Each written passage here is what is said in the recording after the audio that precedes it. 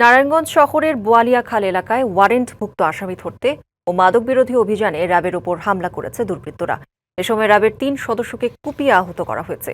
আহতদের মধ্যে মাহি ও ইব্রাহিম নামে র্যাবের ২ সদস্যকে সদর জেনারেল হাসপাতালে চিকিৎসা দেওয়া হচ্ছে। এছাড়া গুরুতর আহত এসআই নজিবুলকে ঢাকায় পাঠানো হয়েছে। দুপুরে শহরের বোয়ালিয়াখাল লিচুবাগ এলাকায় এই ঘটনা ঘটে। খবর পেয়ে র্যাব ১১ ব্যাটালিয়নের অধিনায়ক lieutenant colonel HM. Sajjad Hossain অতিরিক্ত ফোর্স নিয়ে সদর জেনারেল হাসপাতালে আহতদের দেখতে যান।